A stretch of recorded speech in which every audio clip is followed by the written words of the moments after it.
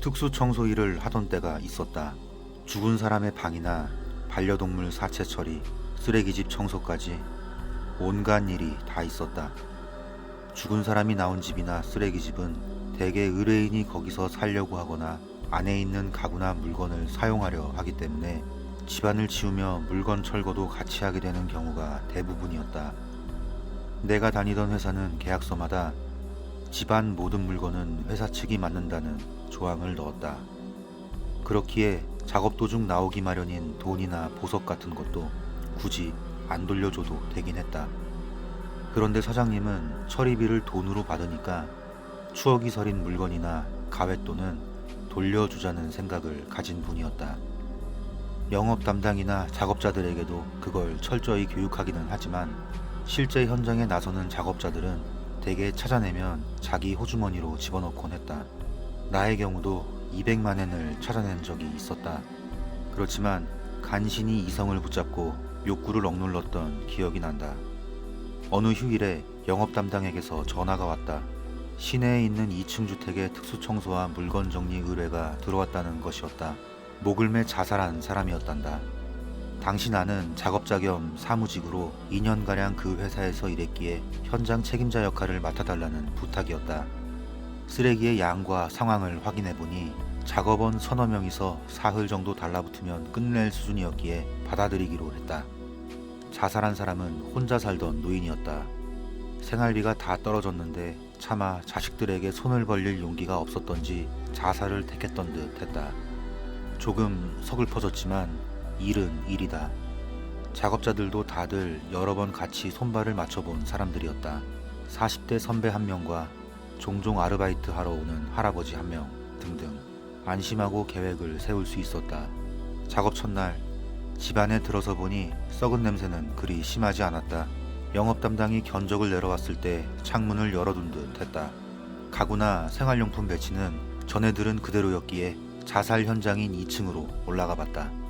다른 방에 비해 썩은 냄새가 강하기는 했지만 참지 못할 정도는 아니었다. 바닥을 보니 문 안쪽 아래 검다고 해야 할지 갈색이라고 해야 할지 모를 얼룩이 남아있었다. 문 위쪽에는 로프가 쓸린 자국이 남아있었다. 문고리는 구부러져 있어서 어떻게 자살했는지 눈에 선했다. 문득 서글퍼졌다. 다른 작업자들도 이걸 보더니 목을 맸구나. 라고 한마디씩 했지만 곧 익숙하다는 듯 어느 세제를 고를지 토의를 시작했다. 둘째 날은 별 문제 없이 작업이 이어졌다. 40대 선배는 그 얼룩을 약품으로 지우고 집 전체에 소취 작업을 시작했다. 나는 다른 사람들과 함께 물건을 옮겨 트럭에 실었다. 사흘째 오전쯤 되니 대부분의 작업은 끝났다. 마당도 넓고 담도 있어서 점심은 다들 모여 거기서 먹기로 했다. 선배랑 다른 작업자 하나가 차를 몰고 도시락을 사러 편의점으로 갔다. 아르바이트하는 할아버지랑 둘이서 한가롭게 차를 마시며 이야기를 하고 있는데 10분 정도 지나자 갑자기 할아버지의 안색이 점점 나빠지기 시작했다. 얼굴이 창백해져서 식은땀을 흘리고 나는 등을 연신 쓰다듬어 주었다. 하지만 곧바로 토하기 시작해 신음소리를 냈다. 병원 가실래요? 말을 걸어도 대답은 없고 신음소리만 이어진다. 구급차를 부르려고 전화기를 꺼내자 할아버지는 또 개워내기 시작했다. 조금 패닉에 빠졌지만 등을 두드려주며 토 계속 하는 게 좋을 것 같아요. 라고 말하고 있을 때였다. 할아버지의 입안이 눈에 들어왔다. 나는 손을 멈추고 쳐다보기 시작했다. 입에서는 무언가가 나오려는 듯 거무스름한 게 보일 듯 말 듯 하고 있었다. 할아버지가 개워낼 때마다 그것은 조금씩 나왔다. 몇 번 반복하는 사이 그게 무엇인지 알 수 있었다. 로프였다. 전부 나올 때까지 나는 그저 옆에 서서 그 광경을 바라보고 있을 수밖에 없었다.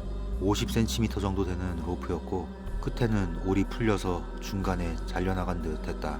도대체 왜 몸 안에 그런 게 있었는지 나는 알 도리가 없었다. 괜찮으세요? 라고 물어도 할아버지는 나는 몰라. 라고 대답할 뿐이었다. 식은땀을 뚝뚝 흘리며 고개를 푹 수그린 채. 곧 선배가 탄 차가 돌아왔다. 나는 황급히 달려가 선배를 불렀다. 선배는 얼른 달려와서 할아버지의 상태를 확인했다. 선배는 할아버지가 토해낸 로프를 보더니 잠시 말없이 있다가 할아버지를 향해 쏘아붙였다. 뭘 챙긴 거야? 할아버지는 겁에 질린 듯한 얼굴을 했지만 대답은 없었다. 선배는 나한테 할아버지 주머니를 뒤지라고 하고 직접 할아버지의 가방을 살피기 시작했다. 손으로 더듬고 있는데 가슴 주머니에 뭔가 단단한 게 들어있었다. 꺼내보니까 지금은 쓰지 않는 구권 1만엔짜리 지폐 몇 장과 반지 목걸이가 들어있었다. 선배는 할아버지 멱살을 잡았다. 당신 도둑질했어? 그리고는 2번 다시 오지 말라는 듯 가방을 던지고 밀쳐냈다. 할아버지는 새파래진 얼굴로 걸어갔다. 작업이 끝나고 사무소로 돌아오자 선배는 사장님한테 할아버지 주머니에서 나온 걸 건넸다. 로프에 관해서는 굳이 설명하지 않았기에 나도 모른 체 하기로 했다.